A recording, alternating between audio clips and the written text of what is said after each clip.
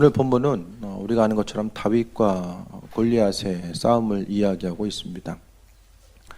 하나님께서 다윗을 선택하시고 또 그로 하여금 이스라엘이 이제 2대 왕으로서 삼아 주신 것은 그럴 만한 이유가 있음을 보게 되는데, 오늘 보게 되면 다윗은 이스라엘 민족들 가운데서 그 누구보다도 하나님의 이름을 가지고 온전하게 설 수 있는 것, 그러니까 다른 것보다도 사람들이 두려움에 떨고 있을 그때에 예수의 이름을 통해서 온전히 설 수 있는 그 믿음의 능력을 가지고 있었던 것이 바로 다윗의 모습입니다. 이스라엘 가운데 왕이라는 것은 이제 하나님의 이름, 그 이름을 들고 이름을 붙들고 앞에 설 수 있는 사람, 세상에서 어떤 두려움의 요소가 있다라고 할지라도 주의 능력과 그분의 인도하심과 예비하심을 통해서 설 수 있는 그 한 사람, 그 사람이 바로 다윗이었다라는 것에 대해서 말씀하고 있습니다.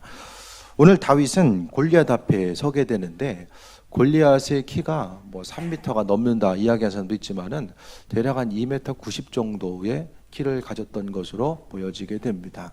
그럼 다윗의 키는 얼마나 됐을까? 골리앗보다는 작았을 거예요. 어떤 다윗에 대해서 만화 같은 데 보면은 맨날 이렇게 다윗을 애처럼 이렇게 표현하잖아요. 그죠? 다윗의 모습 보면 골리앗이 한 3분의 1밖에 안 돼요. 보면은. 근데 그거는 좀 지나치게 작은 거고, 어쨌든 다윗의 모습 하면은 한 평균 키 정도 되지 않았을까라는 생각을 좀 해보게 됩니다. 크지 않은 키의 다윗. 하지만은 다윗은 골리앗 앞에 온전히 설 수 있는 그 담대함이 있었습니다. 이 시간을 통해서 보고자 하는 것은 다윗과 골리앗 얘기가 지금 우리의 삶의 여정 가운데 무슨 의미가 있냐. 그것은 이스라엘 민족 앞에서 골리앗은 바로 그 넘어설 수 없는 그 강대국, 넘어설 수 없는 그 적들의 대명사가 바로 골리앗의 이름이었어요.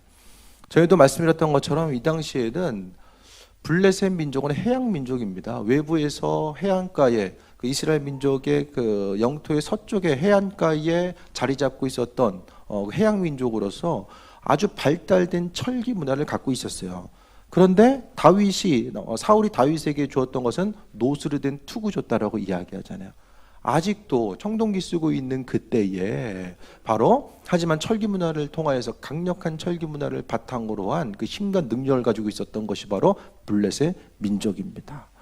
두려움에 떨 수밖에 없는 그 상황 가운데서 블레셋 민족들은 다 쇠로 된, 철로 된 칼을 가지고 싸워요. 그런데 이스라엘 민족들 보면 몇 명 안 됐다라는 거예요. 성경에 보면은 다윗, 사울 왕이나 요나단 몇몇 사람들만 이스라엘 민족 가운데서는 철을 들고 싸우지, 나머지는 다 청동기. 옛날에 그 드라마 보면은 그 주몽 보면은 철기와 청동기의 차이가 무엇인지를 확연히 보여줬던 그 드라마인 것 같아요. 그러니까 싸움에서는 철하고 청동기가 붙으면 계속해서 청동기가 부러집니다. 마음 놓고 싸울 수도 없는 그 상황 가운데서 오늘 다윗의 모습을 보면은 그 청동기보다도 오히려 더 뒤떨어지는 석기잖아요. 석기. 돌을 가지고 나갔다라는 거예요. 골리앗은 지금에 있어서의 우리에게 주어진 삶에 있어서의 여러 가지 위기와 환난의 모습을 의미합니다. 지금 우리가 다윗과 골리앗 이야기에 주목해야만 하는 이유는, 골리앗과 같은 마주한 그 상황 자체는 누구에게나 다 눈앞에 펼쳐진 상황이 될 수밖에 없다라는 거예요. 그러니까 여러분의 삶의 여정 가운데 돌아봤을 때에 골리앗이 서 있는 것 같은 그런 힘들고 고난의 순간이 있을 때에 그 어려움의 순간을 어떻게 맞이하면서 앞으로를 살아갈 것인지에 대해서 한 번 더 생각해보는 귀한 시간 될 수 있게 되길 바랍니다. 올 한 해 기대함이 있으십니까? 아니면 이 돌 어떻게 지울 수 있을까? 그것에 대한 고민이 있으십니까? 이미 골리앗과 마주한 상태, 저거 내가 어떻게 넘어가지? 이거 어떻게 해결해야 되지? 그것에 대해서 고민하는 이들이 있을 것이고, 또 인생을 살아간다는 것은 계속해서 하나 해결하면은 하나 또 만나게 되고, 반복적으로 문제들이 생겨날 수밖에 없는 이 상황 가운데서 우리가 그 수많은 문제 앞에 어떤 삶의 모습, 어떤 마음의 중심을 가지고 살아가야 될까, 그 부분을 한 번 더 점검해 볼 수 있게 되길 바랍니다. 다윗의 모습을 보게 됩니다. 다윗은 정규군에 들어갈 수 없는 상태. 왜 못 들어갔을까요? 형들은 다 들어갔어요. 나이에서 잘렸을 수도 있고 키가 안 돼서 잘렸을 수도 있어요. 어쨌든 정규군에 편입할 수 없는 상태가 바로 다윗의 모습이었습니다. 그토록 작았었던 다윗, 그의 삶을 통해 봤을 때 그는 목동으로서의 삶을 살게 됩니다. 목동으로서의 삶을 살아가는 그 과정 가운데서 그는 하나님을 경험하는 삶의 모습을 보게 됩니다. 다윗이 오늘 본문에 볼 수 있는 것처럼 34절 볼게요. 다윗이 사울에게 말하되 주의 종이 아버지의 양을 지킬 때에 사자나 곰이 와서 양떼에서 새끼를 물어가면, 지금 이스라엘 땅에는 이렇게 생각하면은 잘 이해가 안 되죠. 뭐 이렇게 수풀이 좀 우거지고 나무가 좀 많아야지만이 뭐 양도 뭐 곰도 있고 사자도 있을 텐데 뭐 지금 형편에 봐서는 없죠. 그러니까 그만큼 기후가 좀 많이 변했다라는 거예요. 그 당시에는 양도 있고 사자도 있는 그 곰도 있고 사자도 있는 그런 상황이었었다라는 거죠. 그때에 그는 하나님을 경험하게 되는데 오늘 본문에 나와 있는 것처럼 그냥 가만히 앉아가지고 우리가 생각하는 목동하면은 지금의 목동은 뭐 맹수의 위협보다는 그냥 양들이 다른 데로 그냥 도망가면 어떡하나 그거 이제 주로 지켜봐 보는 거죠. 그것도 요즘에는 편리해져가지고 뭐가 해요? 개들이 도와주잖아요. 하지만 이 당시에는 상황이 좀 달랐습니다. 사자도 있고 곰이 와서 양떼에게 와서 이제 해를 입히는 상황이 있었다라는 거예요. 그러니까 언제 양이 올지, 언제 이제 곰이 올지 사자가 올지를 모르는 거예요. 그 가운데 항상 긴장감이 있는 거, 마음속에는 긴장감을 가지고 있고 또 맹수들이 다가왔을 때는 이 맹수를 어떻게 이겨낼 수 있을까에 대해서 생각하고 또 그만큼의 그 스스로를 방비할 수 있는 어떤 그 조건을 구비해야 되는 그런 상황, 몸도 힘들고 정신적으로 항상 긴장하고 있는 상태. 그렇기 때문에 목동이란 직업 자체는 정말로 어떤 그 직업이라고 했을 때의 귀천을 따지면은 항상 그 바닥에서 아무도 웬만하면 하기 싫어하는 그런 일들이 바로 목동의 일이었습니다. 그것을 통해서 오늘 본문의 내용을 통해서 볼 수 있는 것은 35절에 보면 내가 따라가서 그것을 치고 입에서 새끼를 건져내고 그것이 일어나 나를 해하고자 하면 내가 그 수염을 잡고 그것을 쳐 죽였나이다. 아니 어떻게 이와 같은 일이 가능했을까요? 오늘 본문의 말씀을 읽으면서 다윗이 그 용기가 있고 힘이 있어가지고 그냥 맹수와의 싸움 가운데서 이겼구나. 동물원 가서 사자나 곰을 보셨어요? 잠깐 좀 상상력을 발휘해서 생각을 해보세요. 지나가잖아요. 이렇게 사파리 월드 같은 데 가면 어때요? 수염 한번 잡아당기고 싶은 마음이 좀 생기세요? 보면은? 곰이 그냥 곰이 아니잖아요. 조그만 팬더곰이 아니잖아요. 북미에 있는 곰들은 뭐 2m를 넘어가는 엄청난 크기의 이제 곰들이 이제 2m 훨씬 더 되죠. 그런 곰들이 있어요. 그런데 다윗이 뭐 얘기냐면은 수염을 잡고 도망간 게 아니에요. 잡고 그 곰을 쳐 죽였다라고까지 이야기합니다.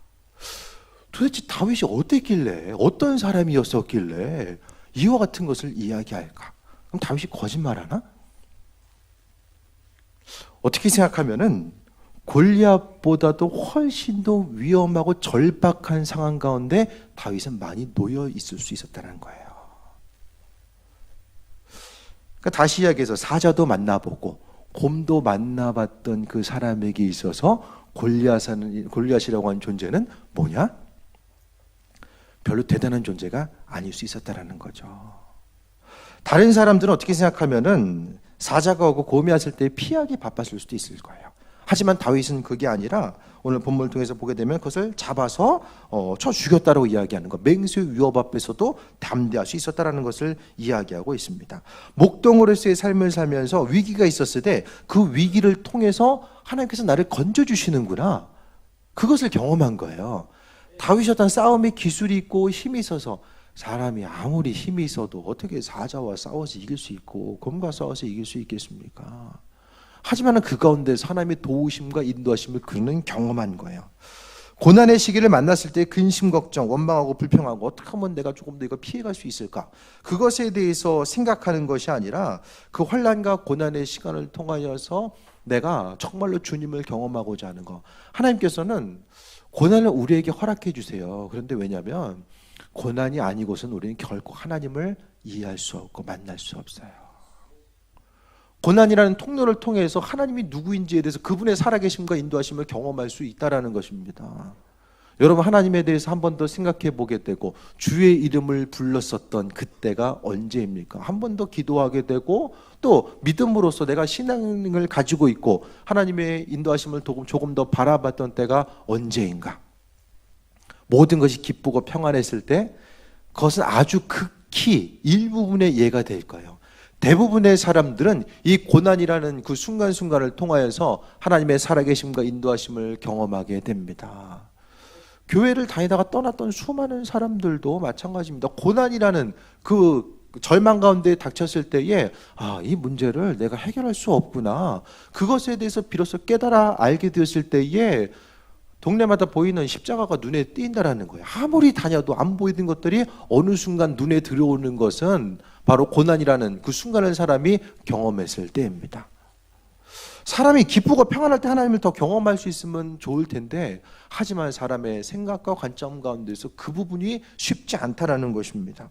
하나님께서는 고난의 순간을 통해서 하나님의 인도하심과 예비하심, 그분의 예비하심을 더욱더 펼쳐 보이시고 함께 하시는데 우리의 삶의 여정 가운데 고난의 순간, 다윗이 만약에 양을 치면서 환난과 어려움이 있을 때에 하나님 내 인생은 왜 그렇습니까?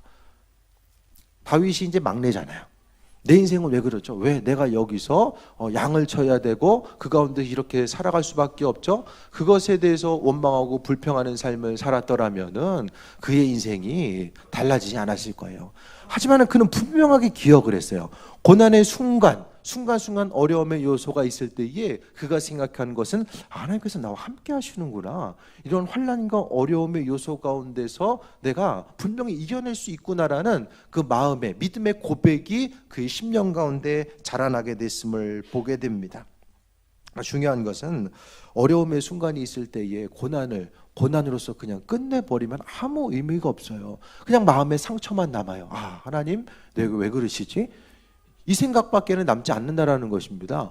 오직 하나님의 도우심과 인도하심 가운데 살아가는 우리의 삶은 바로 하나님의 예비하심이 무엇인지를 바라보기 위해서는 고난의 순간을 우리가 맞닥뜨렸을 때에 그 고난 가운데 일하시는 주님의 예비하심과 능력, 그 부분이 무엇인지를 분명하게 생각해 볼 수 있어야만 합니다.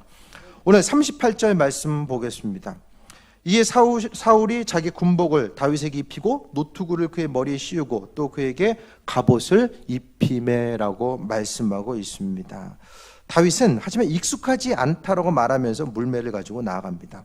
다윗에게 있어서 환난과 어려움 가운데 건진받을 수 있었던 것은 어떤 몸을 보호할 수 있는 갑옷이 있었기 때문에 그가 양들을 건져낼 수 있었던 것이 아니라 물맷돌, 하나님의 도우심과 인도하심, 그것에 의해서 이겨낼 수 있었다는 거예요. 사람이 환난과 어려움의 문제가 생기면 예절에 얘기합니다. 이렇게 해야지 될 수 있어, 이렇게 해야지만이 성공할 수 있어, 이 모양 저 모양으로 여러 가지 얘기들을 하게 됩니다. 사울이 생각했을 때에 그나마 투구라도 쓰고 좀 나가는 것이 좀 가서 좀 도움이 되지 않을까, 그 생각을 가지고 권면한 거죠. 하지만은 다윗에게 있어서 그건 자기에게 어울리는 것이 아니었다라는 거예요. 계속해서 제가 말씀드리는 것은 믿는 사람들은 믿는 사람들의 방법이 있다라는 거예요. 하나님의 도우심과 인도하심을 경험하는 우리의 삶은 하나님의 방법들이 분명하게 있습니다. 믿지 않은 사람들이 어떤 방법에 의해서 그 문제를 해결해 나갔다고 한다면은 그 사람은 그 사람의 일이고, 신앙인들은 신앙인들만의 하나님의 방법이 있다라는 거예요. 골리앗은 투구를 가지고 나아갔지만은, 긴 칼을 가지고 나아갔지만은 하나님께서 다윗에게 원하셨던 방법, 또 하나님께서 다윗을 사용하셔서 골리앗을 무너뜨릴 수 있는 방법은 물맷돌에 있었다라는 것입니다. 중요한 것은 마음이 흔들리게 돼요. 사람이 고난 앞에 서게 되면은 계속해서 마음이 약해집니다. 마음이 약해지기 때문에 처음에 내가 가지고 있었던 믿음의 중심과 소신과 하나님만 바라보고 있었던 그 중심 자체가 흔들리게 됩니다. 내가 시간 이렇게 보내도 되나? 더 움직이기도 바쁜 이 시간에 내가 기도한다고 이러고 있어도 되나? 네? 정말 주님께 나아가고 주를 위해 선신했던 수많은 시간들, 내가 지금 이렇게 살아온 것이 맞는 것인가? 그것에 대해서 정체성의 어려움을 경험할 때도 있다라는 거예요. 하지만은 분명한 것은 고난의 시기에 믿는 자들에게 분명하게 하나님의 방법이 있다라는 사실과 그것을 통해 생각했을 때 믿는 이들은 하나님의 방법이 무엇일까를 생각하고 그분의 음성에 귀를 기울여야만 합니다. 교회도 마찬가지죠. 부흥하는 교회가 있다라고 한다면 옆 교회가 이렇게 해서 부흥한다더라. 그거 다 따라갈 수가 없어요. 그 교회는 그 교회를 통해서 하나님의 부르심의 뜻이 있고 또 그거에 맞는 사람들이 모여 있는 것이고 우리는 우리 교회만에 하나님께서 원하시는 방법이 있다라는 거예요. 여러분 한 사람 한 사람이 하나님은 여러분이 좋아하는 것을 통해서 일하세요. 여러분 싫어하시는 것 그건 하나님도 원치 않아요. 나는 잠자는 게 제일 좋아. 그럼 주님도 방법이 없죠. 내가 뭘 잘하지, 뭘 좋아하는지 어느 정도 좀 발견할 필요는 있어요. 다윗은 돌 던지는 걸 좋아하지 않았을까? 돌 던지는 걸 좋아했던 것 같아. 그러니까 그 방법을 통해서 사용하신 거죠. 아니 보통 사람이 물매를 통해서 사자도 물리치고 곰도 물리치고 어떻게 가능해요? 그만큼의 훈련, 좋아하니까 또 훈련이 되는 거죠. 여러분을 향한 하나님의 계획하심, 옆 사람은 이랬기 때문에 이랬더라. 그걸 떠나서 도대체 하나님은 나를 통한 방법이 뭘까? 골리앗이라고 하는 그 큰 적 앞에 놓여 있는 환난과 위기와 어려움 앞에 내가 놓여 있다라고 했을 때에 정말로 주님의 방법은 무엇일까라는 것에 대해서 기억할 수 있어야만 합니다. 삶을 살아가면서 이제 점점 더 학교 다닐 때는 그냥 어떻게 생각해요? 대학 가면 되지. 그것만 생각하면 되잖아요. 별다른 목표가 없어도 돼요. 대학 가면 이제 취직해야 되고, 취직하면 또 뭐 이제 결혼해야 되고, 뭐 여러 가지 이제 삶의 레파토리들이 있잖아요. 순간순간마다 고난의 모습은 계속해서 다가오게 됩니다. 골리앗 앞에 오르는 설 수밖에 없어요. 왜? 하나님이 그렇게 여러분을 만들어 가실 거예요. 인생에 있어서의 시온의 대라가 열려가지고 삶을 통해서 바라봤을 때 근심 걱정의 요소가 전혀 없고 그냥 하루하루 그냥 모든 것이 잘 될 수밖에 없는 그런 상황. 모든 것들이 다 퍼즐 맞추는 것처럼 내가 가면 없던 길도 막 생겨지고 홍해를 가르는 것처럼 하나님께서 모든 것을 다 완벽하게 만들어주시고 함께 하시고 처음이 잘 되다가 마지막까지 다 잘 돼가지고 인생이 끝났대더라. 성경에 아무도 없어요. 아무도 없어요. 그런 사람 누가 있어요? 처음부터 끝까지 다 잘 됐다더라. 한 사람도 없어요. 오늘 다윗, 성경에 제일 고생한 사람이 다윗이에요. 구약의 대표적인 인물이 다윗이잖아요. 다윗. 이스라엘 민족들이 다윗을 닮기 원하고 이스라엘 민족들 가운데 그 이스라엘의 거리 가운데서 제일 많은 거리 이름이 다윗이에요. 신약의 대표적인 인물, 예수님과 더불어 바울. 제일 많이 고생하잖아요. 그러니까 하나님이 사랑한 사람일수록 고난의 여정은 깔아놓으신다. 왜? 고난을 통해서 하나님의 사람으로 구비되는 거예요. 세상에서의 삶이 전부가 아니기 때문에. 그러니까 우리가 더 생각해 봐야 될 것은 주님 저는 가늘고 길게 가고 싶습니다. 어떤 풍파 어려움 없이 귀하게 쓰임 안 받아도 되니까 가늘고 길게 갔으면 좋겠습니다. 거기에 관심 두지 마시고 주님 앞에 서서히 언젠가는 설 수밖에 없잖아요. 그때 가면은 가늘고 길게 가고자 했었던 그 마음 자세가 별로 유익이 아니었음을 알게 될 거예요. 고난의 모습이 있을 수밖에 없어요. 왜? 성경에 보면은 하나님의 사람들은 다 고난당하잖아요.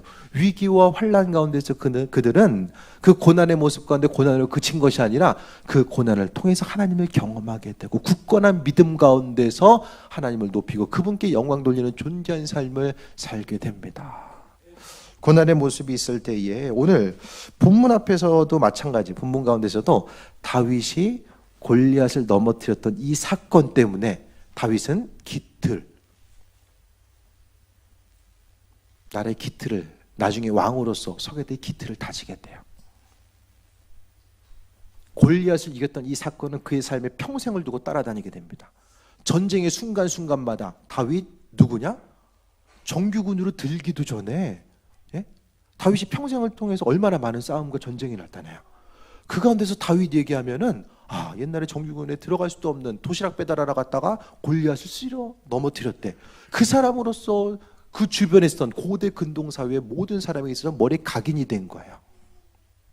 하나님이 그토록 그를 사용하셨음을 보게 됩니다. 다시 말씀드립니다. 골리앗은 현실에 안고 있는 우리의 문제를 가리키는데 믿지 않는 이들도 전혀 상대되지 않는 싸움을 다윗과 골리앗의 싸움이라고 이야기합니다. 여러분의 삶의 여정 가운데서 마찬가지입니다. 세상 가운데 이길 수 없는 그런 상황, 눈에 보기에는 내가 이 싸움을 어떻게 이길 수 있을까? 내가 어떻게 감당할 수 있을까? 그때가 분명하게 온다라는 거예요. 지금은 별 고민 없고 어떤 문제 가운데 있을 때에 전혀 내가 할 수 없는 그 상황에 언젠가는 분명하게 맞닥뜨릴 때가 온다라는 거예요. 골리앗이라는 그런 거대한 사람이 섰을 때에 대부분의 사람들이 적들이 크구나, 그걸 생각했어요. 내가 이길 수 있을까? 넘어갈 수 있을까? 우린 작으니까 불가능할 거야. 다윗은 어떻게 생각했어요? 표적이 큰 거예요. 맞추기가 쉬운 거예요. 크니까 처음부터 이 말을 맞추고자 했는지 모르겠어요. 근데 이 말 자체가 보통 사람보단 컸겠죠. 그러니까 자신감이 더 생겼을 거예요. 똑같은 상황을 바라보는 관점 가운데서도 마찬가지입니다. 크니까 움츠러들어. 큰 문제가 있을 때 하나님께서 이 어려움, 내가 전에도 경험할 수 없던 이 어려움 하나님께서 허락하신 이유가 뭘까? 도대체 주님께서 나를 어떻게 세워나가시고 구비시키게끔 하시기 위해서 내게 이런 문제를 허락하시나? 그런 관점 자체를 좀 더 다르게 바라보는 거예요. 그 관점을 다르게 할 수 있는 이 한 사람, 하나님 선택하셨던 한 사람이 바로 다윗이었습니다. 47절 말씀 봅니다. 또 여호와의 구원하심이 칼과 창에 있지 아니함을 이 무리에게 알게 하리라. 전쟁은 여호와께 속한 것인즉 그가 너희를 우리 손에 넘기시리라. 전쟁이 어디에 속했다라고 했어요? 하나님께 속한 거. 여러분의 삶의 여정 가운데 분명히 한 가지를 선택하셔야 돼요. 내 삶의 주권이 내게 있는지 그분께 속해 있는지에 대해서 분명하게 선택해야만 합니다. 다윗은 싸움의 주권 자체가 하나님께 있다는 것에 대해서 양도해 드렸어요. 내 삶의 중심과 주권에 대해서 그분께 양도해 드리니까 환난과 어려움의 문제가 있어서도 그분께서 해결하심에 대한 기대함이 있었어요. 내 삶의 주인이 내가 된다면 내가 하고 싶은 대로 사는 거예요. 하지만 문제가 있을 때도 나 혼자 해결해야만 합니다. 자유롭게 날아보고 싶다. 그럴 때 있잖아요. 떠나보고 싶고 날아보고 싶다. 순간 떠나고 나는 것도 좋아요. 근데 맨날 떠나고 어떻게 맨날 날아다녀요? 고난의 문제가 있는데 맨날 떠나요? 피해요? 맨날 날아다녀요? 어떻게? 반드시 피해갈 수 있는 어려움이 있지만 반드시 해결해야 될 것들이 있잖아요. 그 문제 앞에 섰을 때 우리가 어떤 삶의 모습, 어떤 패턴을 가지고 살아갈 것인가. 주인 되신 분이 그분이라는 것에 대해서 인정하는 삶은 믿음으로 순종하는 삶이에요. 주인께서 그분이기 때문에 내가 믿음으로 순종하니까 하나님께서 그분의 역사를 이루어 가시는 것을 경험하게 됩니다. 양다리 걸치는 삶은 뭐예요? 내 편한 대로 살다가 문제는 하나님께서 해결하세요. 그게 바로 세상에 걸쳐있는 삶의 모습입니다. 거기서는 아무 능력도 나타나지 않아요. 둘 중에 하나잖아요. 내 삶의 주인이 나냐 아니면 주님으로서 인정하는 삶을 살 것이냐. 평상시에는 잘 몰라요. 하지만 환난과 어려움, 골리앗 앞에 섰을 때에 나 스스로의 힘과 능력을 의지했던 사람은 아무도 골리앗 앞에 설 수가 없었어요. 하지만 한 사람 다윗은 주인이 누구인지를 인정했기 때문에 하나님께서 행하시겠지. 이전에도 경험한 삶이 있었어요. 평상시의 삶을 통해서 순간순간적인 어려움의 고난의 모습을 내가 어떻게 이기고 나아가냐가 바로 결정적인 그 고난의 문제 앞에서의 내 삶의 모습을 이야기하게 됩니다. 여호와의 구원하심이 창과 칼에 있지 않은 것, 세상적인 방법과 내 힘과 능력과 관점이 있지 않다라는 사실에 대해서 다윗은 믿음으로 오늘 본문을 통해서 선포하게 됩니다. 그러니까 다시 말씀드리면은 다윗의 믿음의 고백, 신앙 고백은 하나님의 주인이십니다. 그것에 대한 신앙의 고백이 있었음에 대해서 볼 수 있게 됩니다. 45절부터 47절까지 믿음의 선포가 나와요. 오늘 여호와께서 너를 내 손에 넘기시리니. 그냥 조용히 가가지고 조용히 나가서 그냥 얘기 안 하고 물맷돌 던지고 쓰러뜨리고 들어와도 돼요. 다윗은 뭐 하고 있어요? 먼저 선포해요. 왜? 말로서 기를 죽이기 위해서? 어떤 목사님이 이야기하는데 경상도 사람들은 말로 싸움 한다고 그러더라고요. 남자들이 치고받고 오라기보다는 말로 끝낸다라는 거예요. 말이 좀 세잖아요. 말로 적들을 누리기 위해서 막 얘기했어요. 너 그럴 때 죽는다. 하나님 이기게 하신다. 말싸움 하는 거예요 지금.